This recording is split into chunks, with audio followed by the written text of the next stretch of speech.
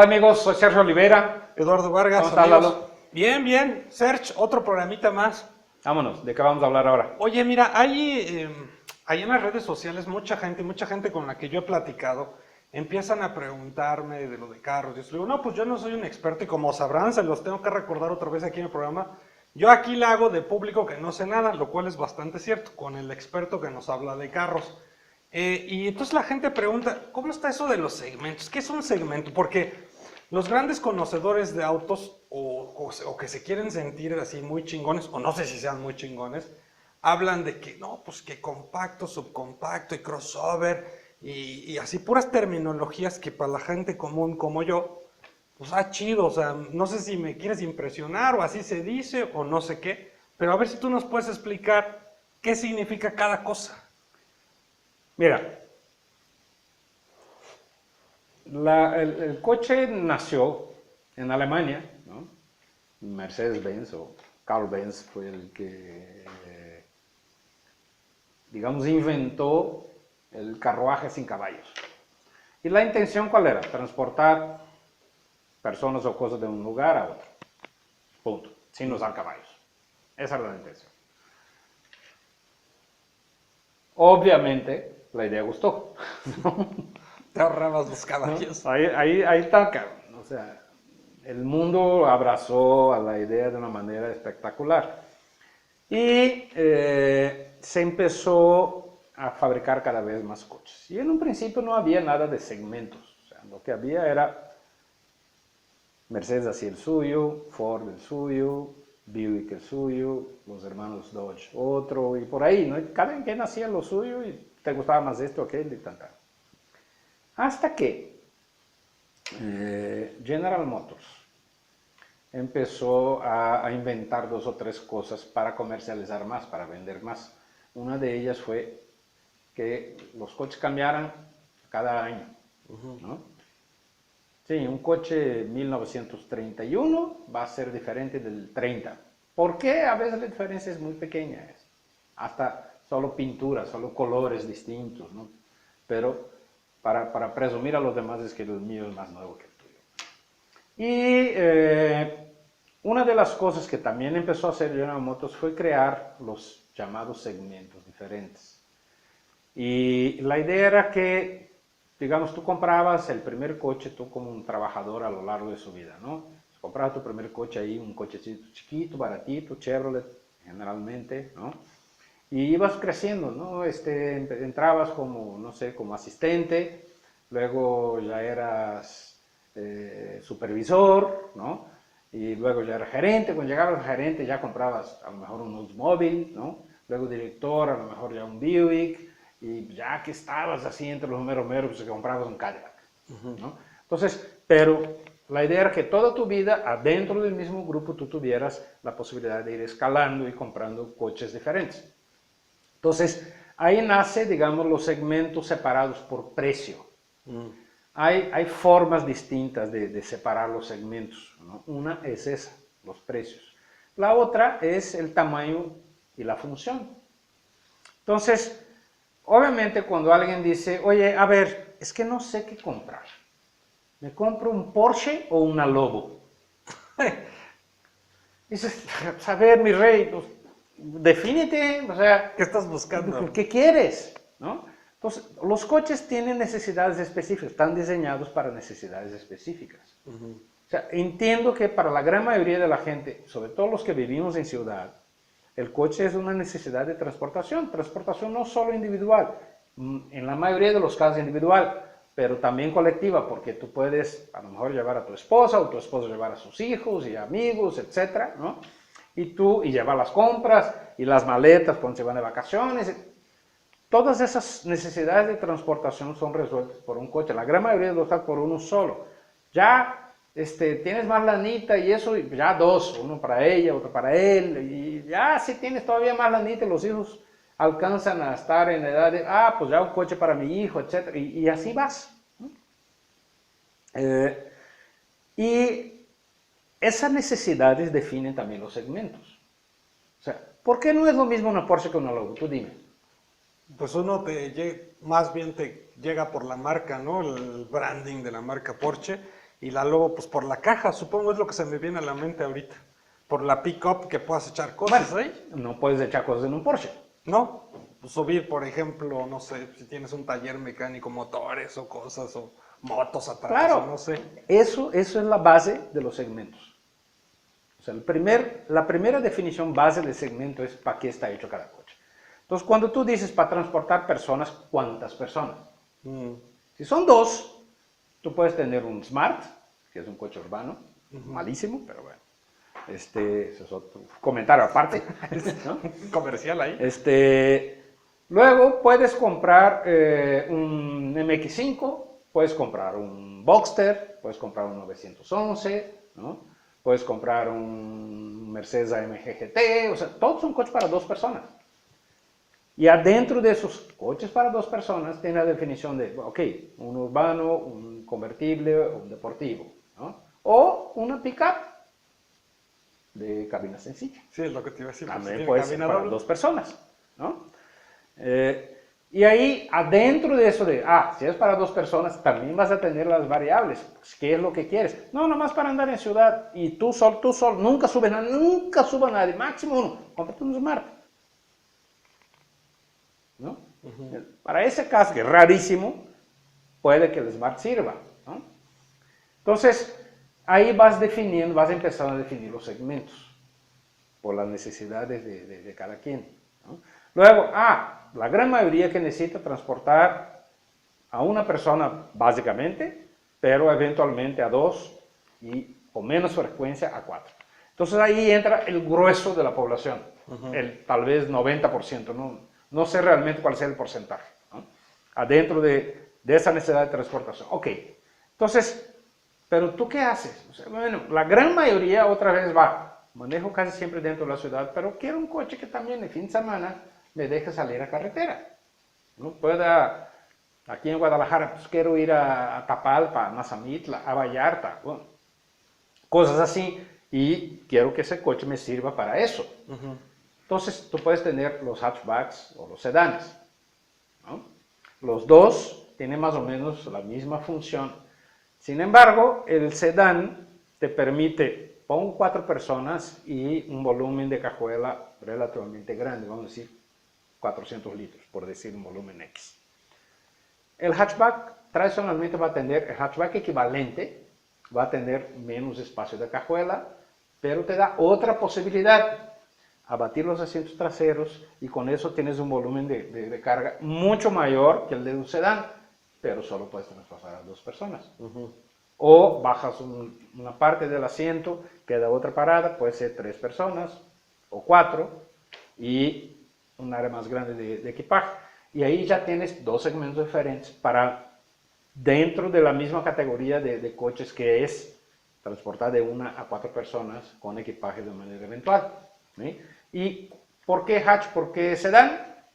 Por gustos personales más que por otra cosa. Tradicionalmente el sedán es algo más norteamericano y el hatchback es más europeo y asiático, normalmente. Pero como los sedanes tradicionalmente también son más grandes, se han transformado en objeto de deseo. Entonces tú ves a muchos países como México, como el Medio Oriente, incluso Brasil,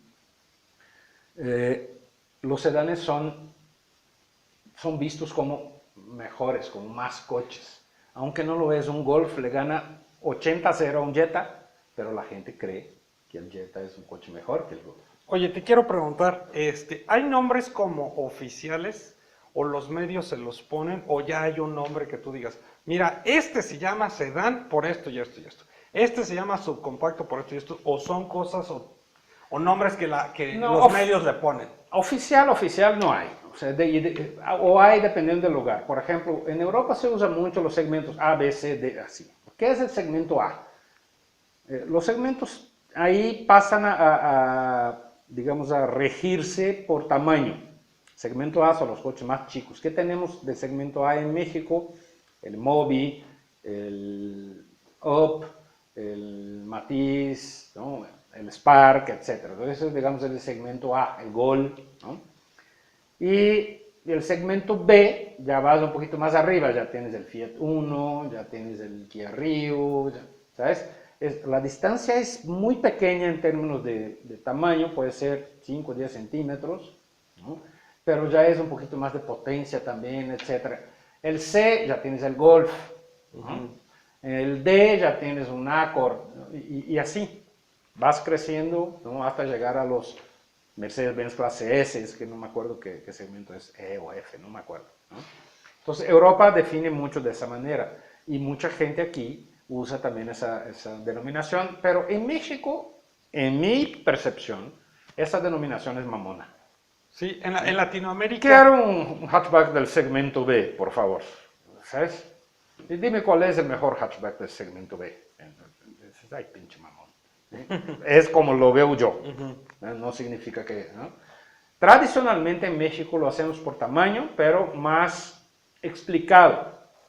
Tenemos los subcompactos, Ándale, eso quería llegar. que son los más chicos, los compactos, que son los medianos, y los grandes. Entonces tenemos... Subcompactos, compactos, medianos y grandes. No entra sedán, ¿no? Eso no. No, hay sedanes compactos y medianos, Ok. hay hatchbacks compactos y medianos, y por ahí vamos. Entonces tenemos 4. Tenemos 4, ¿sí? Básicamente. ¿Y dónde entran las SUVs o los crossovers o esos? En los llamados vehículos de usos múltiples. O sea, el término SUV fue inventado por los americanos, que inventaron casi todos los términos de todos lados y nosotros los copiamos, ¿no? SUV, ¿qué significa? Sport Utility Vehicle, o vehículo deportivo utilitario, ¿no? Aunque el deportivo ahí no tiene nada que ver con la velocidad y la capacidad de arranque o de curveo. El deportivo ahí tiene que ver más, digamos, con el supuesto estilo de vida del comprador de un SUV. Porque cuando empezaron a poner las SUVs en el mercado, fue la Explorer, la Ford Explorer que la popularizó, esos vehículos ya existían en el campo, eran vehículos rurales, ¿no? Para traerlos a la ciudad y justificar mercadológicamente que cabían ahí, es para gente que disfruta, vive en la ciudad y disfruta el lujo, pero también disfruta ir al campo el fin de semana. Y pues, sí, si la carcajada aquí de nuestro amigo Ariel, pues sí, es eso. ¿Por qué? Porque es una mamada, sí, lo sé, o sea, es una mamada mercadotecnia. Pero eso, así nos vende. Y no hay coches para nosotros los pendejos, ¿no? Todos los coches son para triunfadores, ¿no? Para jóvenes triunfadores, que esperanza, que llegan en la vida y muestran que están venciendo. Así hables de un Spark barato, sin bolsas de aire, ese coche es para triunfadores, jóvenes, o sea, todos los coches... Todas las marcas. No es para un güey que apenas si le alcanzó no, para eso. No. Está bien, güey. Y tiene ahí, un ojo se le va y tiene dislexia. Entonces ese güey no tiene coches para él, ¿no? O sea, para pura gente sí, chingona. para puro chingón el coche. O sea, según el marketing. Entonces era eso. La SUV, el término deportivo venía eso, del supuesto estilo de vida deportivo que pudiera llevar una persona o una familia, ¿no? Y de ahí... Utility, ¿por qué utility? Porque es grande y cabe muchas cosas. Que es otra mentira, cabrón. Es otra mamada. Lo más es alto. Ajá. O sea, no es grande. Tú ves el espacio interno de un Golf y de una Tiguan, prácticamente el mismo, ¿eh? Es más, probablemente el Golf tenga más espacio que una Tiguan. La actual Tiguan, ¿no? Sí, porque ya vimos que son las mismas plataformas, ¿no? Sí, así es. Entonces no pueden hacer gran cosa. Sí, sí pueden, pero no lo hacen. ¿Por qué no lo hacen? Porque ya lo meterían más caro a otro segmento, etc. Oye, pero te quiero preguntar, a ver, en tu opinión, para quitarnos de tanta pinche terminología, en la opinión de Sergio Oliveira, ¿cuáles son los carros que deberían de existir? O sea, los nombres de los segmentos y quitarnos ya tanta controversia y tanta mamada. No, yo creo que están bien. O sea, yo creo que como están bien. Yo creo que deberían... ¿Cómo están? Mira, subcompactos, compactos, medianos y grandes. Y ya, 4. Sí, 4. Dentro de eso, obviamente, tienes que dar las variables de, ok, una Lobo es grande, ¿es igual a un Panamera que también es grande? Claro que no. Uno es una pickup grande y el otro es un liftback grande, ¿no? Entonces, no se puede, digamos, generalizar de una manera tan básica. Porque de repente terminas como el café de Starbucks, ¿no? Que el mediano se llama grande y el chico se llama alto.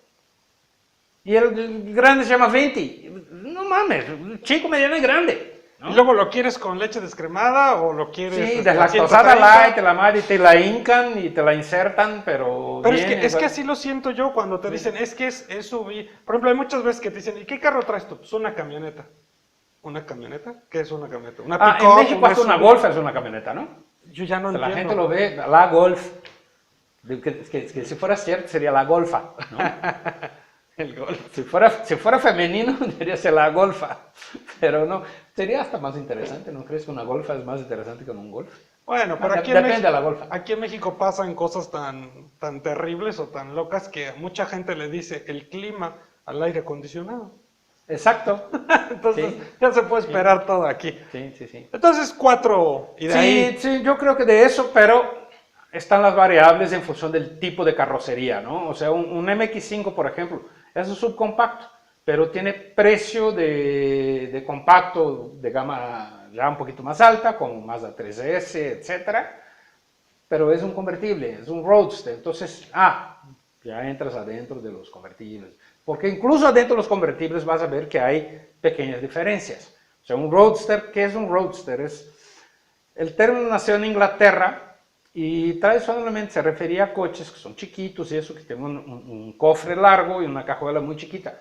La definición tradicional de roadster era de que para que fuera considerado un roadster, el chofer tenía que poder tocar la placa sin levantarse de su asiento, la placa trasera. Hoy ya no existe coche así, entonces un Mazda que no puedes hacer eso, o sea, te acercas pero no puedes hacerlo, es ya considerado un roadster, ¿no? Entonces, las cosas van cambiando, por ejemplo, sedán o coupé. Hoy se acepta que el sedán es un coche que tiene los 3 volúmenes definidos. ¿Cuáles son los 3 volúmenes? ¿Qué es un volumen? Cuando miras un coche de lado, si te piensas a un niño que dibujas un coche, ¿qué dibuja? Como un suro, ¿no? O sea, un suro así visto de lado. Entonces tienes la parte donde está el motor, la más altita donde van las personas y otra Medianita. paralela a la del motor, que es la cajuela. Ese es el dibujo tradicional. Cada una de esas partecitas, digamos. Motor es un volumen donde va el motor. El más altito es el volumen donde van las personas, que se llama también habitáculo. Y el tercer volumen es donde va la cajuela. Entonces, si tienes 3 volúmenes, eres un sedán. Esa no es la definición tradicional. La definición tradicional de sedán viene de la forma de las ventanas. Por eso el Volkswagen, el bocho, era llamado Volkswagen Sedán. Pues como el sedán solo tenía 2 puertas. Entonces, hoy la definición de sedán es 4 puertas es sedán, 2 puertas es coupé. Hasta que Mercedes-Benz decidió dar la vuelta y hacer el CLS, que era, según sus palabras, un coupé de 4 puertas. Porque ya el techo bajaba y tú lo veías de lejos y parecía de 2, que era una forma más sexy.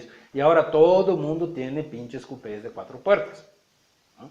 Entonces, los nombres de los segmentos hay mucho más marketing que otra cosa. Eso es a lo que yo iba. Si yo, por ejemplo, no digo, es que tengo un Roadster y un coupé de 4 puertas y eso, ¿tengo que aprenderlo? ¿Es algo que necesito en mi vida? ¿Es algo importante para la gente común? No. ¿O nomás es ser mamón y quiero sentirme más chingón que tú y te lo digo?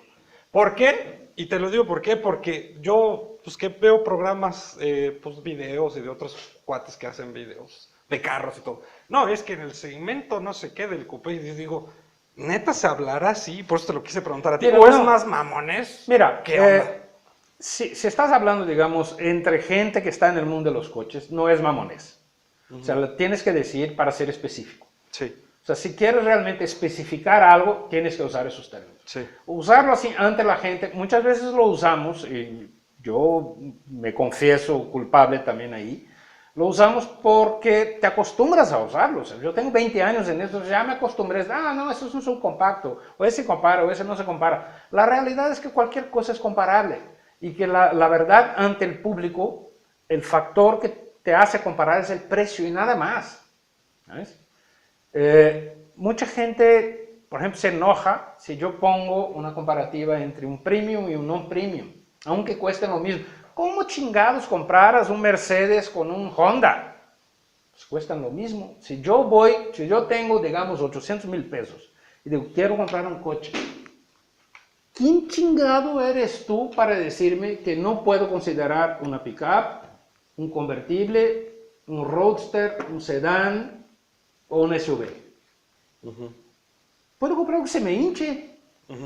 Mientras tengas el dinero. Mientras tenga el dinero.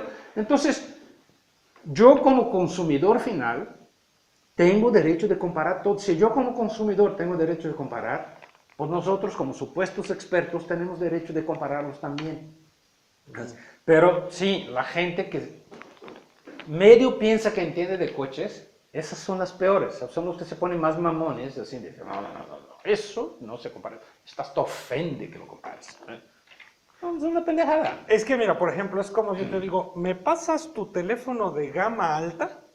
Dices, no mames, pásame tu teléfono, pásame tu iPhone. Y ya sabemos que es de los más caros. No necesitas estar de mamón y pásame el teléfono de gama alta. Entonces eso es lo que yo critico. Pero sí quería preguntarte a ti para ver si yo soy el pendejo o ellos son los mamones. No, casi siempre ellos van a ser los mamones. Porque digo, si estás hablando con alguien que no conoce de autos, pues le tienes que decir, pues mira, este auto es eso. Pero si ya te quieres hacer el súper ultra conocedor, pues a lo mejor como dices tú, entre gente que conoce del medio, pues se tienen que hablar así para que tener nivel.